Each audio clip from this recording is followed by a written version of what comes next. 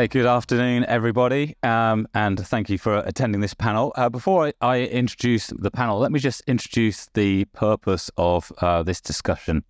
So, communities of practice is a relatively new concept that we've considered within Digital Isle of Man. Through the course of particularly this year, but in previous years as well, where we had new people turn up to the island, they've often struggled to kind of find their people, their community to fall into. So whether you're a software developer or you've got a particular interest in AI, or it might be IoT or any particular component, whilst we have our in-depth industry engagement led by Abby's team, Strategic Partners, and we have our eClub, which is a networking event, we don't have a clear set of communities to allow people to share their learnings, how they work, and to learn. So I think we recognise that we have an opportunity to bootstrap this and get this going. So we have a focus this year where we'll be working across the tech sector to understand what communities of practice people feel we need, and facilitate a venue, speakers to come together and help that promotional marketing element to create these communities of practice with a view that they should all be self-sustaining, hopefully by the end of the year, and can move forward under their own steam. So that's the concept. I'm going to ask our panel to introduce themselves as we go through here. So let's start off with introductions, and I'll start with the first question. Abby Kimber, Head of Strategic Partnerships at Digital Isle of Man. So we work really closely with our technology and supporting businesses here on the island. Baron Petak from Make IT Global and Northmark Ventures. We develop software in the fintech space, and we invest in early stage technology companies. Hi, Owen Kutayar. I'm involved in a number of communities on island, specifically Code Club, LoveTech, BCS, amongst others. I'm Abhishek. I came over here from Singapore, and the reason I'm here is because I'm a volunteer member. I've been creating communities there for the last 10 years. And was fascinated to come over here. But on my day job, I've been a tech guy and also a tech sales. So work for a few companies there. Abhishek was one of the team kind enough to show us around Singapore when Phil, Jason, and I went over there. And I didn't realize we did such a great job of explaining the Isle of Man to him, but he's actually come across for this event today to learn more. So I think that's fantastic. So I think my first question is going to be, what is a community of practice and why do we need it? Abby, should we start with you? Okay, so I recognise that I don't have the experience of communities of practice that my esteemed panellists do. But to me, it's a group of people who share a passion about how they work. And it's around wanting to do that work better. And, ultimately it's around sharing knowledge and honing those skill sets together. I think we have an opportunity here to do that here and to help develop skill sets and ultimately drive better career satisfaction. Now, there are groups here who already do that. And there are ones, that we still have to create. If you ask me, for the ones that aren't there, does that create a gaping hole? Probably on the surface, I'd say no, but I think you don't know what you don't know. Okay, Bernd? Well, I think you can learn as a professional in technology, you can learn from three different sources. You can learn from within your organization, whoever you work with. You can learn yourself by reading, by going to courses, by going to good conferences and things like that. But I think one of the key areas you can learn from is from your peers and others that do similar work. And that comes with an extra payload, and that's the payload of deep satisfaction that comes from being part of something bigger than yourself. And in my own personal experience, I think that's probably where I learned 80% of what I need to learn to do my job. And that doesn't happen necessarily automatically. That takes some work, and I think we're committing to do that work together. Brilliant. Owen? Okay, so my definition of communities of practice sits around three different areas. So specifically, there's some sort of domain, there's some sort of area, so some sort of expertise that people are interested in. That could be technology, it could be golf, it could be whatever. There needs to be a community. So one person on his own is not a community. But there needs to be some sort of practice also. What brings people together isn't just the subject matter. It's their love, their passion for what they do. And the opportunity to practice their art, their opportunity to show others what they know is what forms that community and keeps that community going. So to me, there's elements there. There's a technical know-how, there's the technical expertise, but there's also the softer side of people working together. Even if it's just not to achieve something specific, it's the sharing what you know, it's a learning from others. That's really important to bring that cohesion of that community together. And Abhishek? So just to add to that, I think the way I look at it is, the way you bring people together, there are only just, two ways you do it. You bring people together by who they are, or they come together for solving a particular problem. So for community of practice for me is when you essentially bring those people together towards that goal and say, all right, we are in the same problem space and we're going to solve it together. So this is not, and the mental framework that I have about this is like, on one hand, and you're very familiar with Facebook, like that's your network, your identity in some way. And then on the other side, you have like Reddit, which is, I need this thing solved, and I go there because I want to solve it or I want to help somebody solve this problem. Right. So that's how I do it. Excellent. And I think, again, this is some of this concept was born out of a conversation we had in Singapore around the communities that you've run in the past. So I think we recognise that the government's role here is very much a temporary one just to get things started, and each community needs a leader, somebody who's willing to drive that forward. So those who are interested in leading a community practice, what are the key steps that they should consider to start the journey? Right. So I think this is pure observation. I went from, I started doing all of this, just to give you a big bit of background. I was an engineer in an early startup, and we were trying to solve some important problems in data. When the size of data was becoming part of a problem, and people called it big data, right?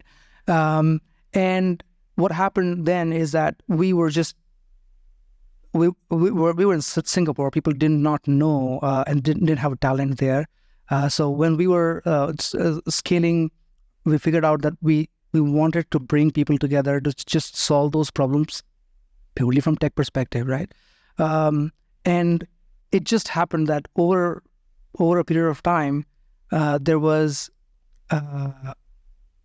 open source movement, and we got some inspiration from that, and we saw an interesting thing where we wanted a community which was self-sustaining, and that could only happen if I and a bunch of us got clarity. So the first thing about when you're deciding to like build a community or lead was get clarity about why you're in it. Because when we were in it, and the reason we were successful was because purely techies coming together trying to solve a problem. But then we had a purpose saying either you're in here to solve that problem and you're going to go out. There are only two kinds of people. Either you go in to solve a problem and come out, or you just love the problem space. So as a community leader, what role are you playing today? And it's fine. You can be both of one type, and community will still survive. But what is important is first have clarity about that one thing. And then second thing was just guiding principles around how to contribute and how the contribution is accepted in the community. Excellent. Thank you. So just as we go beyond that, and this is one for you, Bernd, could you share a success story or a particularly rewarding experience around community of practice? I think the one that comes to mind is the early stage technology product entrepreneur community in Vancouver. I found myself in that category on January 1st, 2003 with my first startup. And I did that completely on my own. There was very, very little support. And I didn't realize there were other people also doing this with very little support. But between 2003 and 2009, some of those people got together and built a very, very successful community.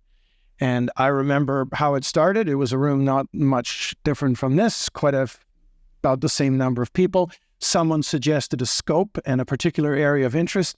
Half the people got up and walked out. And the other half went on to build what I think was a very, very successful community that almost 20 years later now, or 15 years later, continues and adds a lot of value.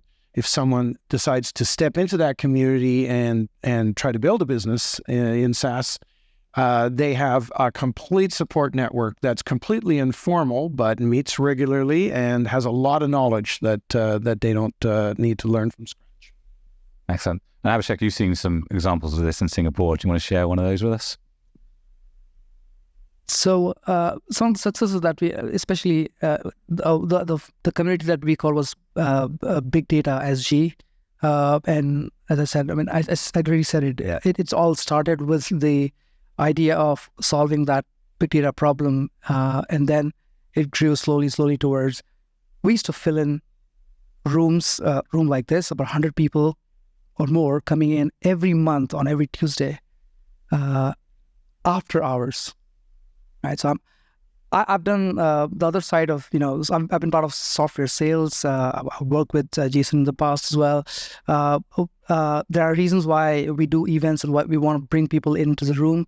But then I saw the other side where you didn't have people would just come in because after hours, they spend time, they're passionate about certain ideas, and you just got to see why are they here, and there's a time and the opportunity window that opens up where people are actually interested in those topics, and that starts to snowball. And if I can jump in over there and ask you a question, what was your secret sauce? Why did people keep coming back? Was it the knowledge? Was it the friends they made? Was it the program was interesting, so they kept coming? Which of those was the strongest, do you think? Yeah, wonderful. I think it was a clear manifesto that this was a safe space to just come in and do the geek talk back then. I'm here, we're just solving some interesting problem, and the problem definitions were around, how are we going to, if you're building a ride-hailing app. It's a challenge. It's a challenge, yeah. Surrounding challenge. And it's fair to say that you saw a number of successful businesses kind of grow out of that space. What's that? Yeah, it's fair to say you saw a number of successful businesses grow out. Yeah, so fast forward. So that was community 2012, and fast forward 10 years now, 3 or 4 unicorns, and we actually know people. When these people came in, it was just about me making a couple of phone calls and say, right, we here are people from Isle of Man, and we want to make connections and meet, and they were all the top people. So that was the ecosystem development. So I think the important point is, looking back, when I was starting that, I didn't know the impact that it could make. But now, when I look back and I say, oh, it was because of that we're here. Excellent. So, Owen, one for you, because obviously these things aren't always a success. So could you share with us an example of where perhaps a community practice wasn't so successful, and talk through maybe what happened there? Yeah, it's fair to say that we try different things as we go through these different journeys, and I remember probably the most successful community I'm part of, Code Club. Kurt and I kind of came up with the idea together, and we came up, let's put it up in the paper, see who's going to come, and we filled up. We had too many people to deal with. I tried to copy that with something else further on, and one of the areas I was interested in, there's an open source package called WordPress, which is a very vibrant community. Had been to a WordCamp in the UK, and I tried setting up a WordPress user group on Ireland.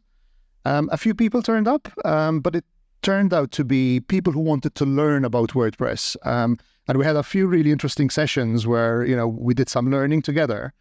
But I felt that I wasn't getting value out of it. There was nothing coming back in terms of things I was learning. So my interest gradually waned, and that kind of died away very slowly. So to me, there are a number of different things that you need to make a community successful. And the value that people get out of it, whether you've started it, whether you're joining, is the key point. If that's missing, then it won't work. And to me, WordPress user group remembers in my head, is something I'd like to try again sometime, but we need to have the right audience, the right critical mass for it to make it work. So I think there's a key there, isn't there? That as we establish these communities, not all of them will work, and sometimes we'll have to discard them and maybe go into new ones. So we do need to be very agile in the way that we work with these. 100%. And I think what you can help most with is removing that element of fear that people might have. Giving them the tools to try things out, and the permission to fail is critical, I think. Yeah. Got a question on Slido here. It's probably for Abhishek. I'm not sure I agree with this, but I'm going to read it anyway.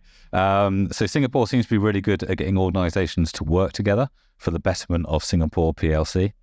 The Isle of Man doesn't appear to have quite the same camaraderie. Organisations want their own competitive advantage. How do we overcome? Wow. Okay. So, for first impressions, like when I came over here, this is my second day here, right? So I'll tell you, when I came in and I saw one thing, yes, Singapore is an island, but there are 5 million local citizens, and then there's outside population. So at any given point of time, you have 5 million to 7 million people. Here I came in, 80% land mass similar to Singapore, but a very small population. And this population, when I landed here, I was like, this population must understand community. And I would have loved to start something here. So this is a different perspective of how I'm giving. When I started, we did not have a government support, and you can't rely on that. So from one perspective, I'm looking at this and I'm like, this is amazing.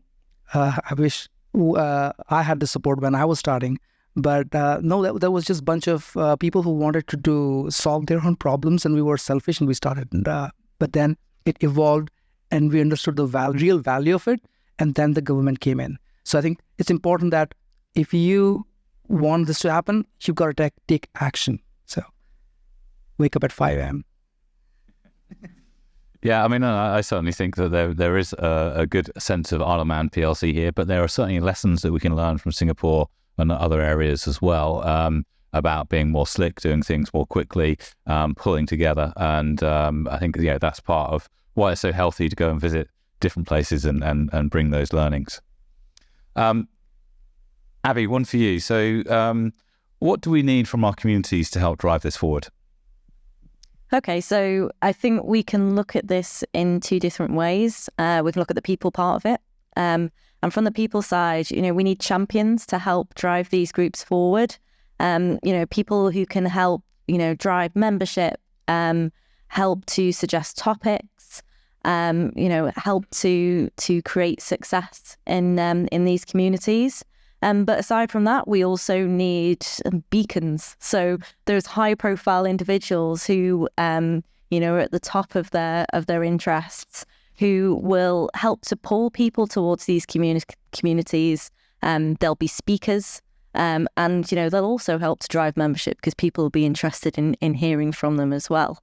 But also from the company side, from the organisation side, we need our businesses to kind of get behind this and support their employees to be a part of it.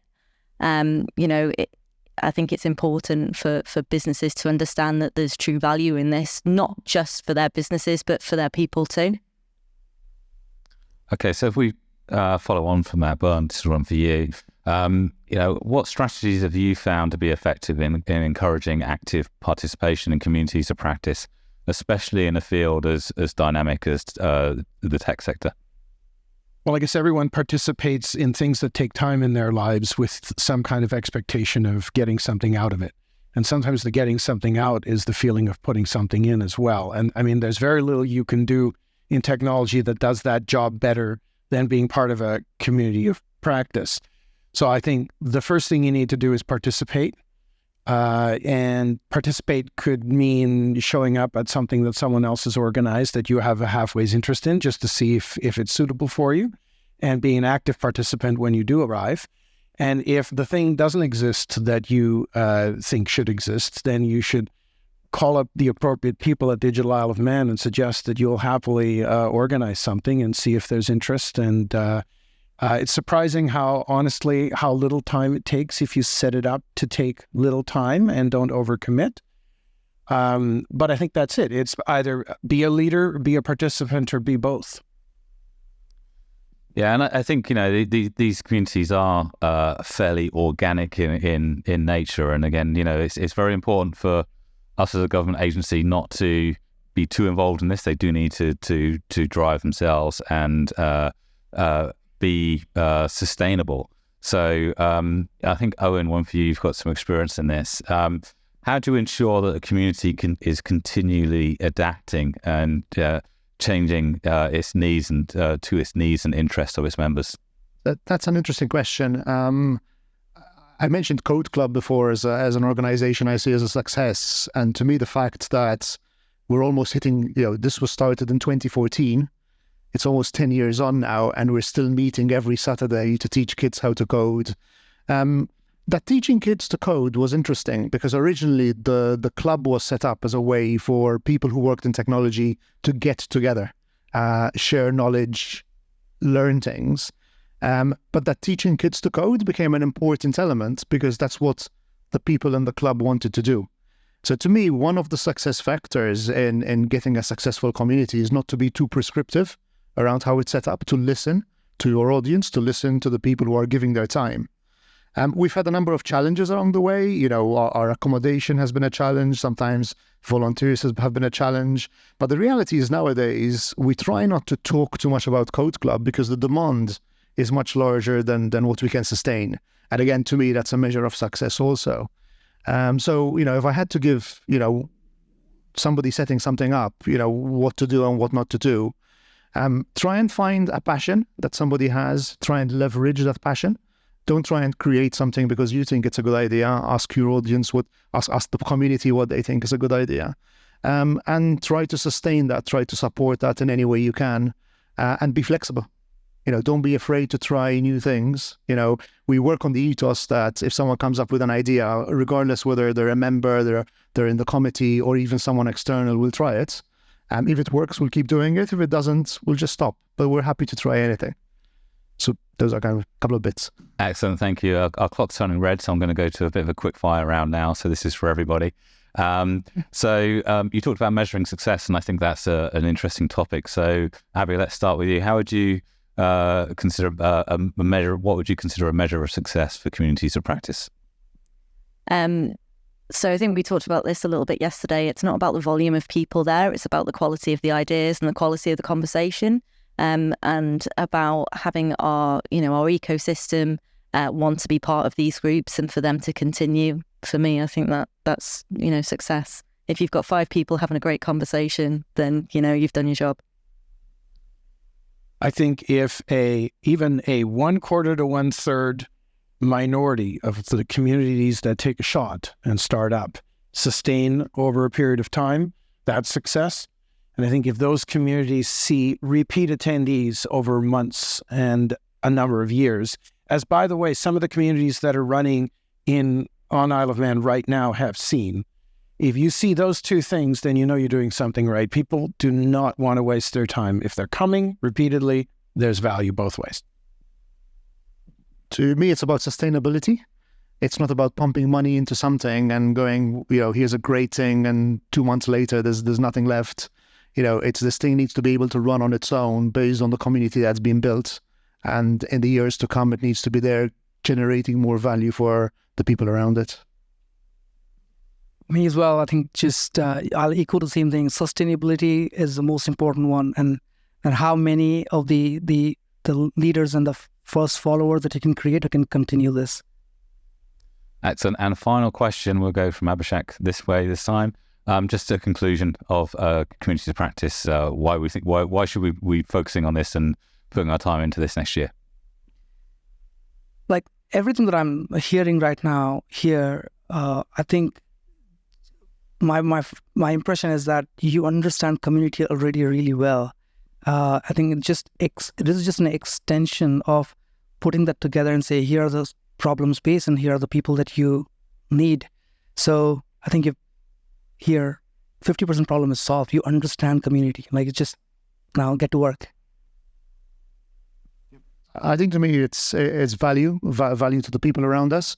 It's giving back to the community. It's providing those tribes so that when people come to the island, they find people with similar interests, similar passions that make them happy to be here. I think many of us come from communities where this has been set up, and it hasn't been set up by government or with government support. It's just a community that does it. Once you've been in one or two of those communities and felt the power of what mutual support can do, you don't want to live without that again. And I look forward to having this conversation in a couple of years, and we'll do a retrospective and I think come to the same conclusion. I think there's a real opportunity to help people develop their passions, but also to help inspire more people into the tech sector on Ireland. And I think that's really exciting. Excellent. Thank you very much. So we are keen to get people involved. We will be sending out some information around this in our December newsletter. If anybody doesn't want to wait till then and get involved, you can get involved by tapping any of the team on the shoulder or emailing contact@digital.gov.im. Thank you very much. Thank you to the panel.